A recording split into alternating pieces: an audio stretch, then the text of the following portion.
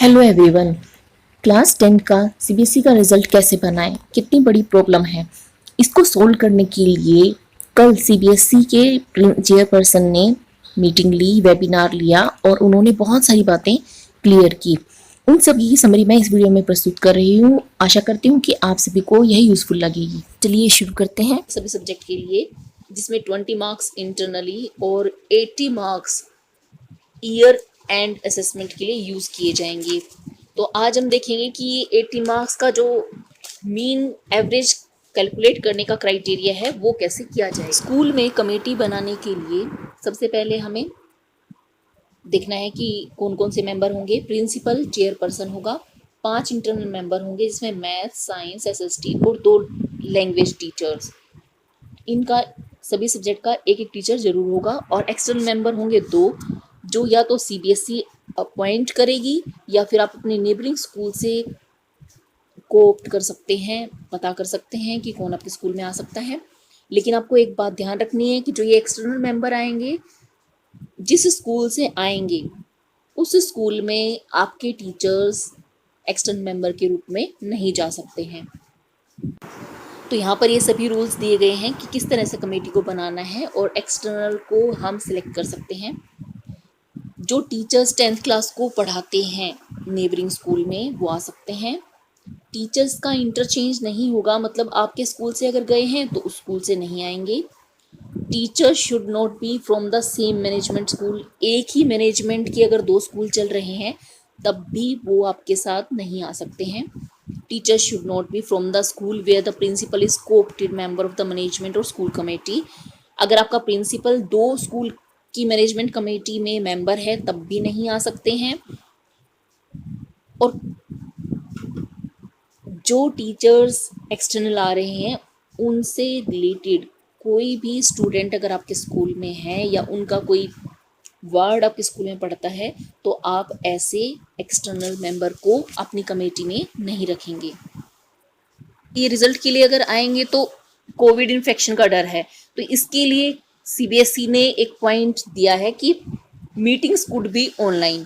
तो इस तरह से ये जो टीम है ये ऑनलाइन मीटिंग कंडक्ट कर सकती है और सभी के कंसेंट से मिलकर के ईमेल के थ्रू इसका पूरा रिजल्ट का काम कर सकते। चलिए अब शुरू करते हैं कि पॉलिसी क्या रहेगी। Policy for tabulation of marks for class 10 board exams 2021।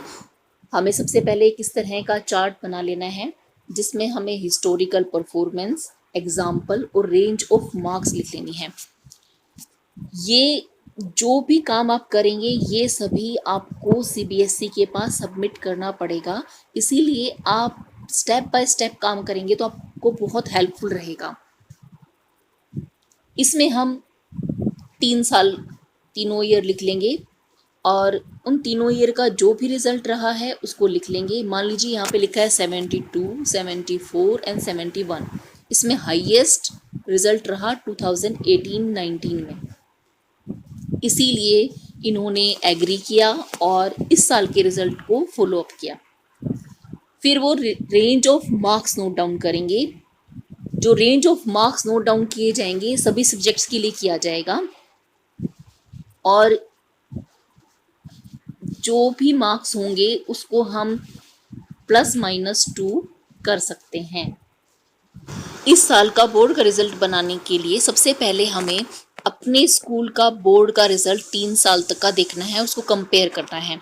जिस साल का बोर्ड का रिजल्ट सबसे ज़्यादा है उसी साल के बोर्ड के रिजल्ट के अकॉर्डिंग हम रिजल्ट बनाएंगे। मान लीजिए ये एक एग्जाम्पल दिया हुआ है कि किसी साल का बोर्ड का रिजल्ट ले रखा है जो कि काफ़ी अच्छा रहा होगा, तो इसमें रेंज बना रखी है कि 26 से कितने 26 मार्क्स मैथ्स में कितने बच्चों के नहीं आए, तो ऐसे बच्चे 1% थे। 26 से 40 तक कितने थे, 40 से 50 तक, 50 से 60, 60 से 70 और 70 से 80 स्कूल में कितने बच्चों के कितना परसेंटेज था जिसके इतने नंबर आए। तो इस साल का कैलकुलेट करने के लिए भी हमें सेम परसेंटेज को फॉलो करना है।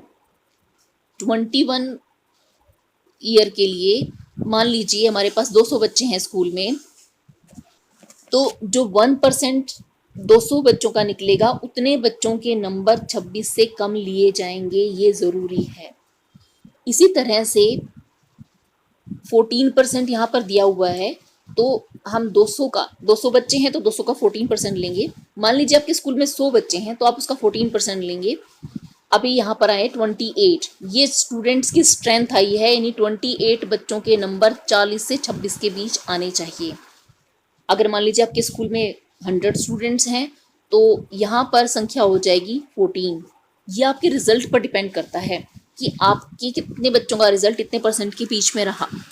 नेक्स्ट है 40 से 50, यहाँ 25% ऊपर दिया हुआ आप देख सकते हैं, तो इसी के अकॉर्डिंग हम निकालेंगे। तो 200 का 25% निकला 50, यानी 15 बच्चों का रिजल्ट 40 से 50 के बीच वेरी करेगा। इसी तरह से 10%, 200 बच्चों का मैंने 10% निकाला तो ये 20 स्टूडेंट्स निकला है। 20 स्टूडेंट्स का रिजल्ट 50 मार्क्स से 60 मार्क्स के बीच आएगा। इसी तरह से 60 से 70 40 स्टूडेंट, 70 से 80 60 स्टूडेंट्स। इस तरह से हम किसी पर्टिकुलर सब्जेक्ट का रिजल्ट फाइंड आउट करेंगे। रिजल्ट ले रहे हैं, उसका डाटा आपके पास अवेलेबल है कि नहीं है। डाटा अवेलेबल है तो उस डाटा के अकॉर्डिंग हमें आगे काम करना है। जो भी डाटा हमारा इंटरनल और एक्सटर्नल असेसमेंट का है, एक बार भर देंगे तो उसमें कोई चेंज नहीं आएगा, उसमें कोई भी करेक्शन ऑफ मार्क्स नहीं की जा सकती। इसीलिए डाटा अपलोड करते टाइम हमें ध्यान रखना है कि कोई भी गलती ना हो। अब हम एक कॉलम बनाएंगे जिसमें हम स्पेशली लिखेंगे कि कौन से कैंडिडेट्स को असेस नहीं किया गया, कौन सा बच्चा ऐसा है जो किसी भी एग्जाम में अपीयर नहीं हुआ, ऑफलाइन में, ऑनलाइन में या टेलीफोनिक, किसी भी तरह से उसका हमें रिजल्ट प्रिपेयर करना है, उसका हमें टेस्ट लेना है। अगर टेस्ट लेंगे उसके बाद हमें उसके डॉक्यूमेंट संभाल कर रखने हैं। एक सबसे बड़ी प्रॉब्लम आती है डिसेबिलिटी वाले चाइल्ड की।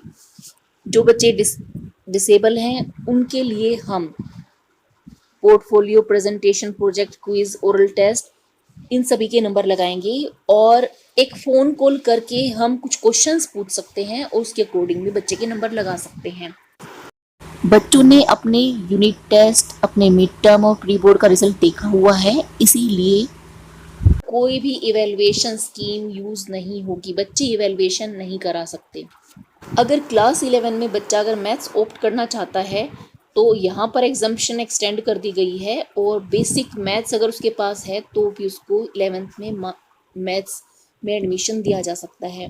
स्टूडेंट्स को पूरी छूट दी गई है, वो कोई भी कम्बिनेशन ले सकते हैं किसी स्ट्रीमिंग के बिना, और स्कूल को फॉलो करना पड़ेगा और एडजस्ट करना पड़ेगा बच्चों को कि कितने रूम्स अवेलेबल हैं और कितने टीचर्स अवेलेबल हैं, उसके अकॉर्डिंग वो बच्चे को स्ट्रीम दे सकते हैं।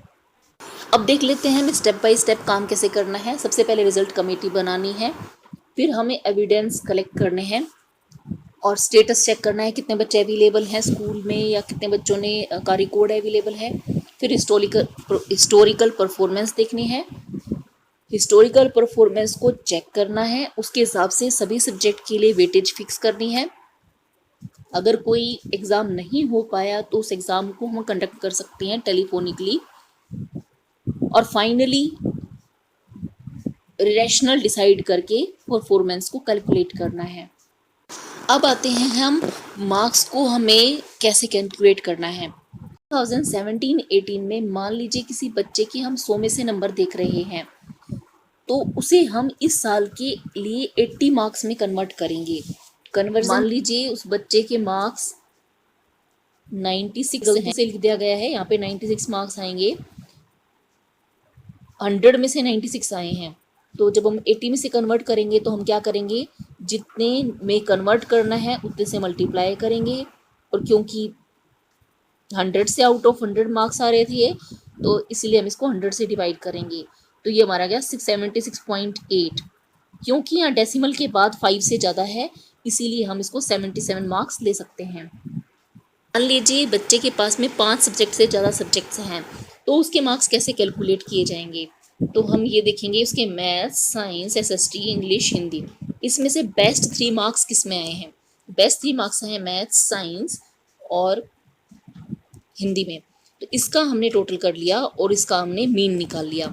जब हम इसका मीन निकाल लेंगे तो उसके बाद हमें कंप्यूटर का, क्योंकि एग्ज़ाम होता है 50 मार्क्स का थ्योरी का, तो इस मीन को हम 50 में कन्वर्ट करने के लिए इसके वैल्यू को हम 50 से मल्टीप्लाई कर देंगे और इसको 80 से डिवाइड करेंगे, क्योंकि यहाँ मार्क्स 80 में से आए हुए थे और इसको हमने 50 में कन्वर्ट किया है। तो सिंपल सा रूल आप ऐसे समझ लीजिए, मान लीजिए बच्चे के मार्क्स आए हैं x और हमें इसको 50 में से कन्वर्ट करना है, तो और ये मार्क्स आए हैं 80 में से, तो हम सिंपल ये फॉर्मूला कैलकुलेट लगाएंगे और इससे बच्चे के मार्क्स आ गए मान लीजिए 46। तो यहाँ पर हम कंप्यूटर के लिए बच्चे के नंबर समझेंगे 50 में से 46।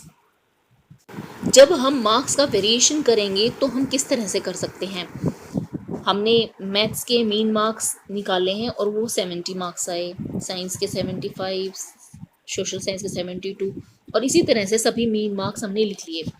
इनका हमने ओवरऑल मीन निकाल लिया जो निकला 73। तो दिस विल री, इसको हमें 73 ही रखना है जब हम मॉडरेशन करेंगे। तो अगर हम किसी सब्जेक्ट में 2 नंबर ऐड कर रहे हैं स्कूल के एवरेज के अकॉर्डिंग, उसको 72 लेके आना है, क्योंकि मैथ्स का 72 था उस साल, तो हम किसी दूसरे सब्जेक्ट में उसको माइनस भी करेंगे। तो मान लीजिए यहाँ पर हमने साइंस में माइनस कर दिया, जिससे कि जो हमारा मीन मार्क्स हैं वो हमारे बाद में 73 ही रहें। यानी मॉडरेशन करते टाइम हमें क्या ध्यान रखना है कि अगर हमने कहीं मार्क्स ऐड किए हैं तो कहीं हमें सब्ट्रैक्ट जरूर करने पड़ेंगे। इस तरह से जो भी हम रिजल्ट बनाएंगे उसमें हम 10 मार्क्स यूनिट टेस्ट के, 30 मार्क्स मिड टर्म के और 40 मार्क्स प्री बोर्ड के रखेंगे, तो ओवरऑल मार्क्स रहेंगे 80। तो अगर बच्चे के 80 मार्क्स में से मान लीजिए 74 आए हैं, तो हमें पहले ये देखना पड़ेगा कि इसका मीन कितना निकल रहा है 3 साल के हिस्टोरिक परफॉर्मेंस के अकॉर्डिंग, और तब हम ये काम करेंगे। तो ये सभी बातें हमें रिजल्ट बनाते वक्त ध्यान रखनी है और होप फॉर द बेस्ट कि आप सभी बहुत अच्छे से रिजल्ट बना सकें और टाइमली इसको सबमिट कर पाएँ। इसके साथ ही मैं इस वीडियो को समाप्त करती हूँ।